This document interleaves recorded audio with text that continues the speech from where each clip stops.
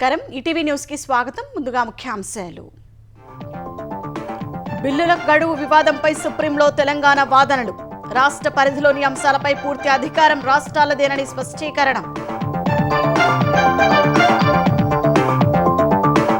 ఆయా బిల్లులపై గవర్నర్ విచక్షణాధికారం చెల్లదన్న తెలంగాణ. తోసిపుచ్చిన కేంద్రం.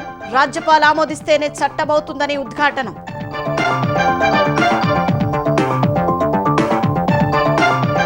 Social media పోస్టులపై యాంత్రికంగా కేసులొద్దన్న హైకోర్టు. ప్రాథమిక విచారణ జరపాలని తెలంగాణ పోలీసులకు దిశానిర్దేశం.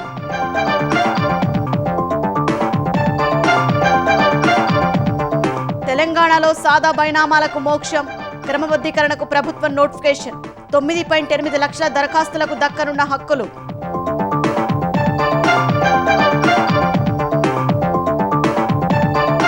వాహనమిత్ర పథకంతో ఏపీలో 2,90,000 మంది డ్రైవర్లకు లబ్ధి. దసరా కానుకగా 15,000 చొప్పున ఇచ్చేలా అధికారుల కసరత్తు. నేపాల్లో చిక్కుకున్న ఏపీ వాసులను వెనక్కు రప్పిస్తున్న ప్రభుత్వం. నేడు ప్రత్యేక విమానంలో తీసుకొస్తున్నట్లు మంత్రి లోకేష్ వెల్లడి.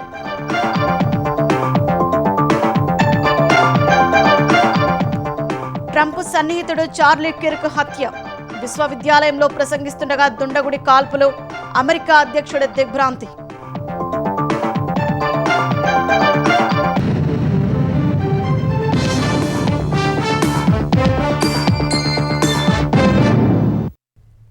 రాష్ట్ర జాబితాలోని అంశాలపై చట్టాలు చేసే అధికారం రాష్ట్ర ప్రభుత్వాలదేనని తెలంగాణ ప్రభుత్వం స్పష్టం చేసింది.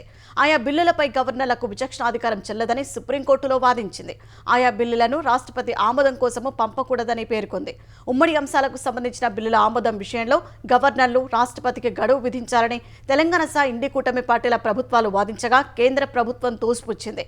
శాసనసభలు ఆమోదించి పంపిన బిల్లులను నిలిపి ఉంచే విషయంలో గవర్నర్ల అధికారాలను సమర్థించింది. 1970 తర్వాత కేవలం 20 ఉదంతాల్లోనే బిల్లుల ఆమోదంలో జాప్యం జరిగిందని పేర్కొంది. రాష్ట్రాల బిల్లుల ఆమోదంలో తనకు గవర్నర్లకు న్యాయస్థానం గడువు నిర్దేశించడంపై రాష్ట్రపతి ద్రౌపది ముర్ము కోరిన అభిప్రాయంపై సుప్రీంకోర్టు రాజ్యాంగ ధర్మాసనం ముందు బుధవారం వాదనలు కొనసాగాయి. తెలంగాణ ప్రభుత్వం తరపున సీనియర్ న్యాయవాది ఎస్ నిరంజన్ రెడ్డి సుదీర్ఘ వాదనలు వినిపించారు. రాజ్యాంగం 7 షెడ్యూల్ లిస్టు 2లో ఉన్న రాష్ట్ర జాబితాకు సంబంధించిన అంశాలపై శాసన వ్యవస్థ బిల్లు చేసి పంపినప్పుడు గవర్నర్ దాన్ని రాష్ట్రపతి ఆమోదం కోసం పంపడానికి వీల్లేదన్నారు. రాజ్యాంగం ప్రత్యేకంగా ప్రస్తావించిన సందర్భాల్లో తప్పితే మిగతా అన్ని సందర్భాల్లో గవర్నర్ మంత్రిమండలి సలహా సూచనల ప్రకారం నడుచుకోవాలని, విచక్షణాధికారాన్ని ఉపయోగించడానికి వీల్లేదన్నారు. రాజ్యాంగంలోని ఆర్టికల్ 200, 201 ప్రకారం రాష్ట్ర ప్రభుత్వాలు పంపిన బిల్లుల్ని పెండింగ్లో పెట్టే విచక్షణాధికారం గవర్నర్, రాష్ట్రపతికి లేదన్నారు. ఆమోదం విషయంలో వారికి నిర్దిష్ట గడువు విధించాల్సిందేనని విన్నవించారు. రాష్ట్ర పరిధిలోని అంశంపై చట్టం చేయకుండా రాష్ట్రాన్ని నిలుపుదల చేసే అధికారం రాష్ట్రపతికి, కేంద్రానికి ఉండదన్నారు. ఉమ్మడి జాబితాలోని అంశాలపై బిల్లు చేసేటప్పుడు రాష్ట్ర మంత్రివర్గం చర్చించి తాము కేంద్ర ప్రభుత్వ పరిధిలోకి వెళ్లడం లేదని భావించి బిల్లు చేసి పంపినప్పుడు గవర్నర్ అది కేంద్ర పరిధిలోకి వెళుతోందని భావిస్తేనే రాష్ట్రపతి ఆమోదం కోసం పంపాలని తెలిపారు. ఒకవేళ గవర్నర్ ఆమోదం తెలిపినప్పటికీ అది సరిగా లేదని ఎవరైనా భావిస్తే కోర్టులు దాన్ని సమీక్షించి నిర్ణయం వెలువరిస్తాయన్నారు. విచారణ సందర్భంగా శాసనసభలు ఆమోదించి పంపిన బిల్లుల్ని నిలిపి ఉంచే విషయంలో గవర్నర్ల అధికారాల్ని సొలిసిటర్ జనరల్ తుషార్ మెహతా సమర్థించారు. దేశంలో అటువంటి కేసులు తక్కువే ఉన్నాయన్నారు. రాష్ట్ర ప్రభుత్వాలు పంపే అన్ని బిల్లుల్లో గవర్నర్లు 90% పైగా నెలలోపే సమ్మతి తెలుపుతారని చెప్పారు. 1970 నుంచి 2025 వరకు తమిళనాడుకు చెందిన 7 బిల్లులు సహా 20 బిల్లులు మాత్రమే రిజర్వులో ఉన్నట్లు ధర్మాసనం దృష్టికి తీసుకెళ్లారు. అయితే ఈ గణాంకాల వెల్లడికి అనుమతించలేమని ధర్మాసనం పేర్కొంది. ఇవే తరహా గణాంకాల్ని ప్రతివాదులు తెలియజేయబోగా అభ్యంతరం తెలిపిన విషయాన్ని గుర్తు చేసింది. రాజ్యాంగపరమైన అంశాలపైనే దృష్టి సారిద్దామని సూచించింది. శాసనాల నిర్మాణంలో గవర్నర్కు ఓటింగ్ అధికారం లేకపోయినప్పటికీ ఆయన సమ్మతి తెలిపితేనే బిల్లు చట్టమవుతుందని తుషార్ మెహతా పేర్కొన్నారు. రాష్ట్రపతి, గవర్నర్ల హోదాలు అలంకారప్రాయమైనవేనని, మంత్రిమండలి సిఫార్సులకు వారు ఆమోదం తెలపాల్సిందేనని ఇండి కూటమి పార్టీల పాలిత రాష్ట్రాల వాదనల్ని ఆయన తోసిపుచ్చారు. బిల్లులపై గవర్నర్ల చర్యలు న్యాయ సమీక్షకు లోబడి ఉండవని చెప్పారు. విచారణ సందర్భంగా సుప్రీంకోర్టు ప్రధాన న్యాయమూర్తి జస్టిస్ బిఆర్ గవాయ్ కీలక వ్యాఖ్యలు చేశారు. భారత రాజ్యాంగాన్ని ఎంతో ముందు చూపుతో మన పెద్దలు రూపొందించారని పేర్కొన్నారు. దేశ సమైక్యతకు, సమగ్రాభివృద్ధికి ఇది ఎంతగానో దోహదపడుతుందని అభిప్రాయపడ్డారు. మన రాజ్యాంగాన్ని చూసి గర్విస్తున్నామని ఆయన తెలిపారు. పొరుగు దేశాలైన నేపాల్, బంగ్లాదేశ్లో రాజకీయ సంక్షోభాల్ని గుర్తు చేస్తూ జస్టిస్ గవాయ్ ఈ వ్యాఖ్యలు చేశారు. ప్రజా ప్రాముఖ్యం కలిగిన లేదా ప్రజల్ని ప్రభావితం చేసే ఏదైనా చట్టంపై సుప్రీంకోర్టు సలహా కోరే హక్కు రాష్ట్రపతికి ఉందన్నారు. సామాజిక మాధ్యమాల్లో పోస్టులకు సంబంధించి అందిన ఫిర్యాదులపై కేసులు నమోదు చేసే ముందు ప్రాథమిక విచారణ చేపట్టాలని తెలంగాణ హైకోర్టు తేల్చెప్పింది. కేవలం విమర్శనాత్మక అంశాలను పోస్టు చేశారన్న కారణంతో క్రిమినల్ చర్యలు చేపట్టరాదని స్పష్టం చేసింది. పరువు నష్టం, ద్వేషపూరిత ప్రసంగం, హింసను ప్రేరేపించడం, శాంతి భద్రతలకు భంగం కలిగించే ఆరోపణలను నిరూపిస్తే విచారణను కొనసాగించవచ్చని పేర్కొంది. దీనికి విరుద్ధంగా కేవలం రాజకీయ విమర్శ ఎంత ఘాటుగా ఉన్నప్పటికీ నేరారోపణ పరిధిలోకి రాదని హైకోర్టు స్పష్టం చేసింది. కాంగ్రెస్ పార్టీ ప్రభుత్వంపై సామాజిక మాధ్యమాల్లో పోస్టులు చేశారంటూ అందిన ఫిర్యాదుల మేరకు రామగుండం, కరీంనగర్ పోలీస్ స్టేషన్లలో నమోదైన 3 కేసుల్ని కొట్టివేయాలంటూ నల్లబాలు అలియాస్ దుర్గం శశిధర్గౌడ్ హైకోర్టులో పిటిషన్లు దాఖలు చేశారు. దీనిపై విచారించిన హైకోర్టు నల్లబాలుపై నమోదైన కేసులను కొట్టివేసింది. ఈ సందర్భంగా సామాజిక మాధ్యమాల పోస్టులకు సంబంధించి కేసులు నమోదు చేసే ముందు పోలీసులు మెజిస్ట్రేట్ కోర్టులకు మార్గదర్శకాలు జారీ చేసింది. ట్వీట్లు చట్టబద్దమైన రాజకీయ వ్యక్తీకరణ పరిధిలోకి వస్తాయని హైకోర్టు భావిస్తోందని న్యాయమూర్తి పేర్కొన్నారు. ప్రాథమిక హక్కుల పరిరక్షణతో పాటు కేసుల నమోదు, విచారణ యాంత్రికంగా, ఏకపక్షంగా జరగకుండా నిరోధించే క్రమంలో ఈ మార్గదర్శకాలు జారీ చేస్తున్నట్లు వివరించారు. గ్రూప్ 1 పై హైకోర్టు ఇచ్చిన తీర్పును టీజీపీఎస్సీ అధ్యయనం చేస్తోంది. తీర్పులోని అంశాలను క్షుణ్ణంగా పరిశీలిస్తోంది. న్యాయపరంగా ఎలా ముందుకెళ్లాలనే అంశంపై సమాలోచనలు చేస్తోంది. తీర్పు కాపీపై ఇవాళ టీజీపీఎస్సీ బోర్డు సమావేశమై తదుపరి కార్యాచరణ ప్రకటించే అవకాశాలు ఉన్నాయి. తీర్పుపై అప్పీలుకు వెళ్లాలని యోచిస్తున్నట్లు తెలిసింది. హైకోర్టు తీర్పును ప్రభుత్వం కూడా సమీక్షిస్తున్నట్లు తెలిసింది. ఢిల్లీ నుంచి ముఖ్యమంత్రి రేవంత్ రెడ్డి బుధవారం రాత్రి హైదరాబాద్ చేరుకోగా ఇవాళ ఈ విషయంపై ఉన్నతాధికారులు ఆయనతో సమావేశం కానున్నట్లు సమాచారం.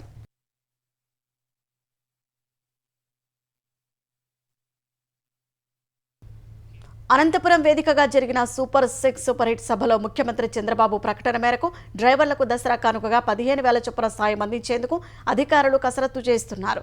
సీఎం ప్రకటన నేపథ్యంలో రవాణా శాఖ ప్రత్యేక ప్రధాన కార్యదర్శి కృష్ణబాబు బుధవారం సచివాలయంలో అధికారులతో సమీక్ష నిర్వహించారు. వాహనమిత్ర పథకం కింద 2,90,000 మందికి 15,000 చొప్పున 435 కోట్ల మేర ఆర్థిక సాయం అందించాల్సి ఉంటుందని భావిస్తున్నారు. వైసీపీ హయాంలో వాహనమిత్ర కింద ఆటో వాలాలకు 10,000 ఇచ్చారు. కూటమి ప్రభుత్వం 15,000 చొప్పున ఇవ్వనుంది. సొంతంగా ఆటో కొనుక్కొని నడుపుకుంటున్న డ్రైవర్లకు మాత్రమే ఈ పథకం వర్తించనుంది. 2023-24లో ఈ పథకం కింద 2,75,000 మంది అర్హులున్నారు.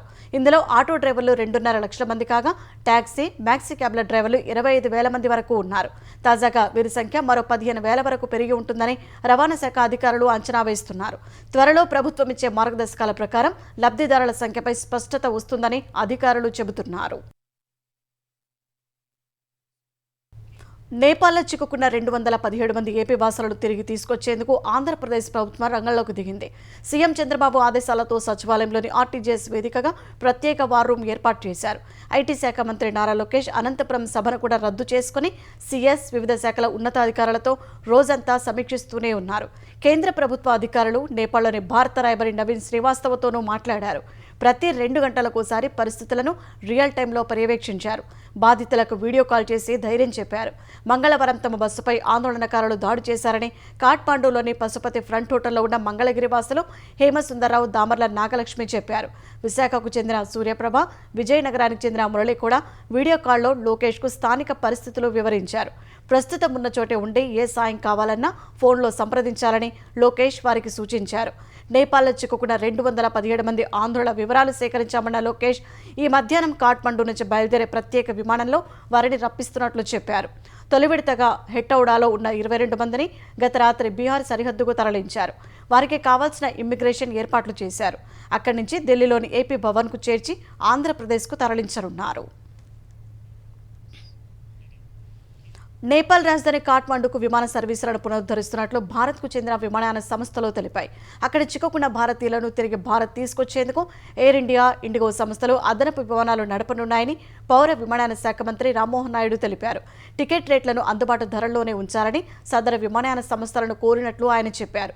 ఢిల్లీ నుంచి కాఠ్మండూకు ప్రత్యేకంగా విమానాలను నడుపుతున్నట్లు ఎయిర్ ఇండియా తెలిపింది. కాఠ్మండూకు విమాన సేవలను ఇవాళ పునరుద్ధరిస్తున్నట్లు ఇండిగో సంస్థ ఎక్స్లో పోస్ట్ చేసింది. ఈ నెల 9న ఆందోళనకారులు కాఠ్మండూలోని త్రిభువన్ అంతర్జాతీయ విమానాశ్రయంలోకి చొచ్చుకెళ్లేందుకు ప్రయత్నించగా నేపాల్ సైన్యం వారిని అడ్డుకుంది. అనంతరం విమానాశ్రయాన్ని తన ఆధీనంలోకి తీసుకుంది. పరిస్థితులు కుదుట పడుతుండగా నిన్న సాయంత్రం విమానాశ్రయాన్ని తెరిచారు. నేపాల్లో పరిస్థితులు కుదుట పడుతున్న వేళ తాత్కాలిక ప్రభుత్వ ఏర్పాటుకు చర్చలు జరుగుతున్నాయి. తాత్కాలిక ప్రభుత్వానికి నాయకత్వం వహించేందుకు జన్ జెడ్ ఉద్యమకారులు 3 పేర్లను ప్రతిపాదించినట్లు తెలిసింది. అందులో మాజీ chief justice Sushil Karki, Kathmandu mayor Balendra Shah, విద్యుత్ బోర్డు మాజీ సీఈఓ కుల్మన్ ఘిసింగే ఉన్నట్లు సమాచారం. జస్టిస్ సుశీల కర్కి నేపాల్ సుప్రీంకోర్టు ప్రధాన న్యాయమూర్తిగా పనిచేసిన తొలి మహిళ కాగా, బాలేంద్ర షా బెంగళూరులో ఉన్నత విద్య అభ్యసించారు. తాత్కాలిక నేత ఎంపికలో అధ్యక్షుడికి జన్ జెడ్కు సహకరిస్తామని నేపాలీ కాంగ్రెస్ పార్టీ ప్రకటించింది. అయితే ఏ నిర్ణయమైనా రాజ్యాంగం చట్టపరమైన ప్రక్రియను అనుసరించాలని సూచించింది. మరోవైపు అల్లర్లను అదునుగా తీసుకుని నేపాల్లోని వివిధ జైళ్ల నుంచి 7,000 మంది ఖైదీలు పరారయ్యారు. పశ్చిమ నేపాల్లోని జువైనల్ హోంలో భద్రతాధికారులతో జరిగిన ఘర్షణలో 5 జువైనల్స్ మృతి చెందారు.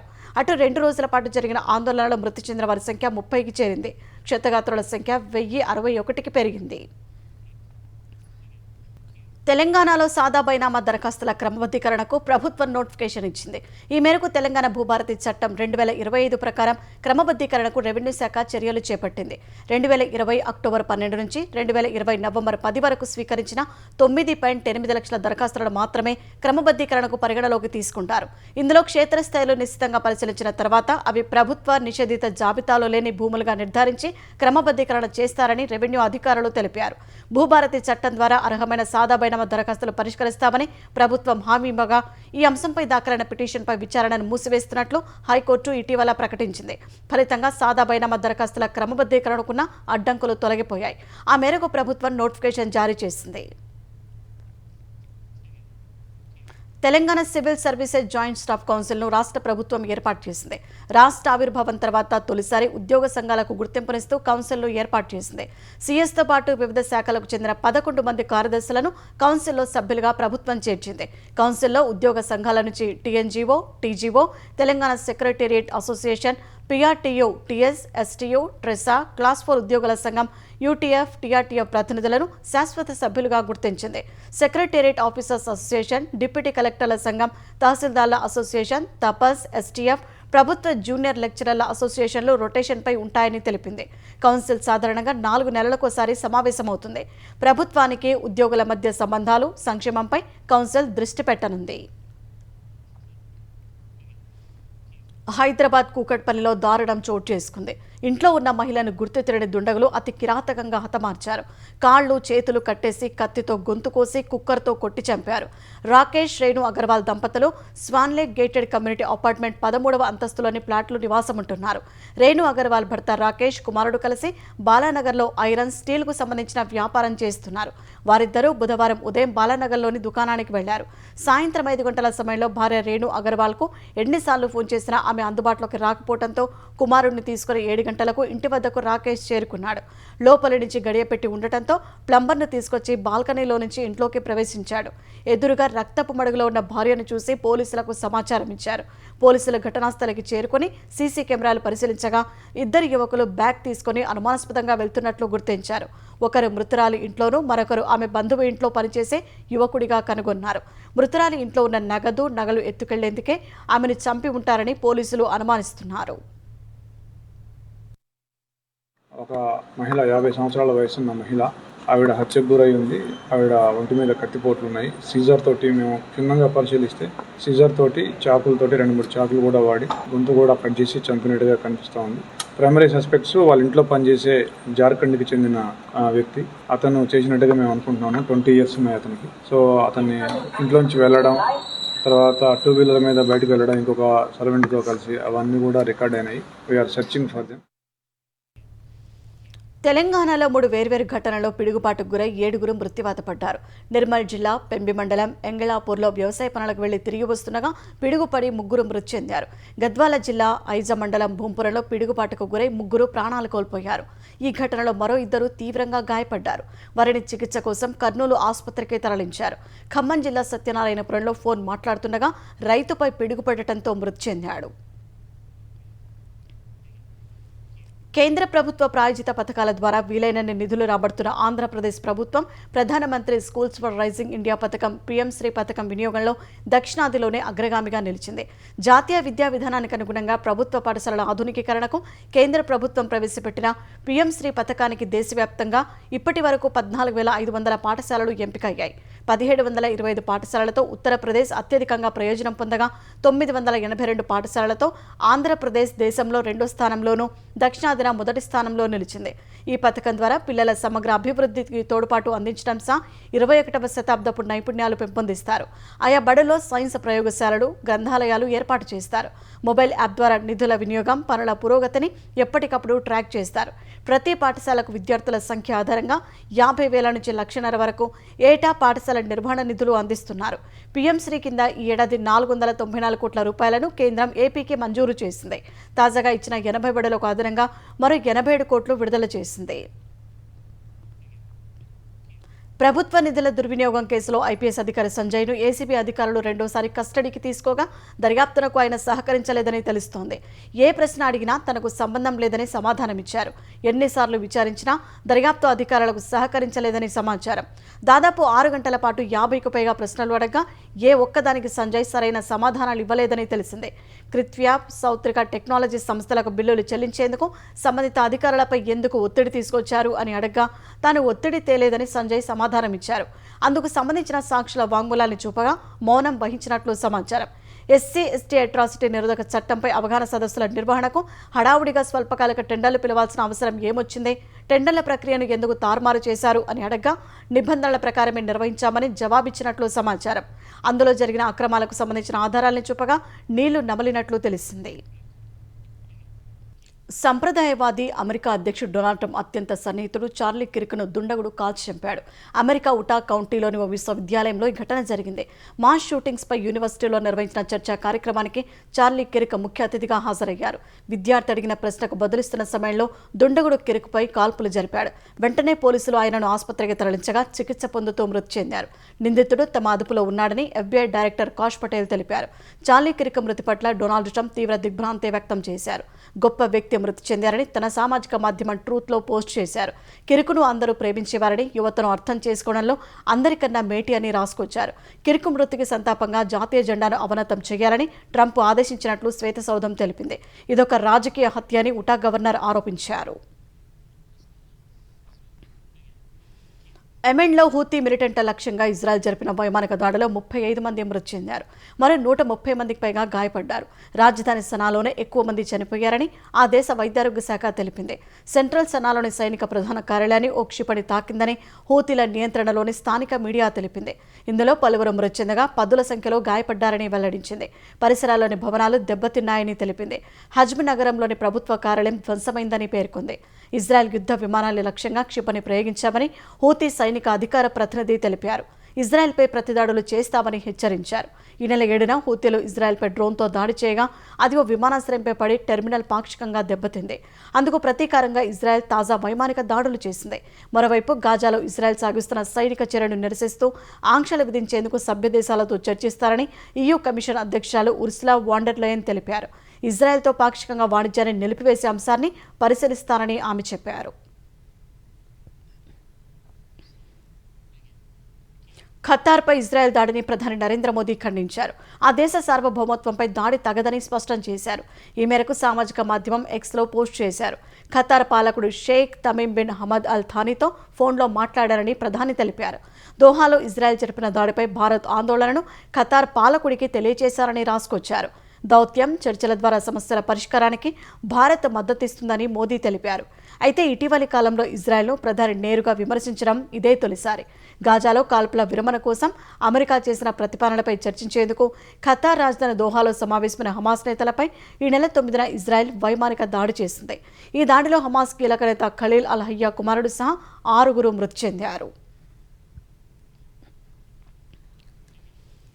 దేశంలో మైనారిటీల హక్కులను పరిరక్షించాలంటూ ఐరాస వేదికగా స్విట్జర్లాండ్ చేసిన వ్యాఖ్యలను భారత్ తీవ్రంగా ఖండించింది. మిత్రదేశంగా ఉన్నప్పటికీ ఇలాంటి వ్యాఖ్యలు చేయడం ఆశ్చర్యాన్ని కలిగించిందని పేర్కొంది. తప్పుడు కథనాలతో కౌన్సిల్ సమయాన్ని వృధా చేయవద్దని, ఇందుకు బదులుగా స్విస్ స్థానికంగా ఎదుర్కొంటున్న సవాళ్లపై దృష్టి పెట్టుకోవాలని మందలించింది.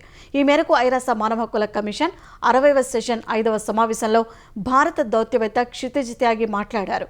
ఈ సందర్భంగా దేశంలో మైనారిటీల హక్కుల రక్షణ, భావ ప్రకటన స్వేచ్ఛ, మీడియా స్వేచ్ఛ పరిరక్షణకు సమర్థ చర్యలు చేపట్టాలని స్విట్జర్లాండ్ చేసిన వ్యాఖ్యలను ఆయన తోసిపుచ్చారు. UNHRC అధ్యక్ష బాధ్యతలో ఉన్న స్విస్ అసత్య కథనాలతో కౌన్సిల్ సమయం వృధా చేయడం మానుకోవాలన్నారు. సొంత దేశంలో జాత్యహంకారం, వివక్ష, విదేశీయుల పట్ల అసంతృప్తి భావన వంటి సవాళ్లపై దృష్టి పెట్టాలని హితవు పలికారు.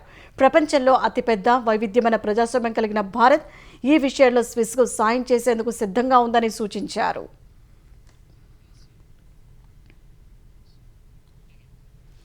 ఆసియా కప్ సిరీస్లో భాగంగా UAEతో జరిగిన మ్యాచ్లో భారత జట్టు 9 వికెట్ల తేడాతో ఘన విజయం సాధించింది. మ్యాచ్లో మొదట బ్యాటింగ్ చేసిన UAE జట్టు 13.1 ఓవర్లలో 57 పరుగులకే ఆలౌట్ అయింది. UAE బ్యాటర్లలో ఒక్కరు కూడా చెప్పుకోదగిన స్థాయిలో పరుగులు చేయలేకపోయారు. భారత బౌలర్లలో కుల్దీప్ యాదవ్ 4, శివం దుబే 3 వికెట్లతో రాణించారు. 58 పరుగుల లక్ష్యంతో బరిలోకి దిగిన భారత జట్టు 4.3 ఓవర్లలోనే విజయాన్ని అందుకుంది. అభిషేక్ శర్మ 30 పరుగులు చేసి అవుట్ కాగా, శుభ్మన్ గిల్ 20, సారథి సూర్యకుమార్ యాదవ్ 7 పరుగులతో నాట్అవుట్గా నిలిచారు.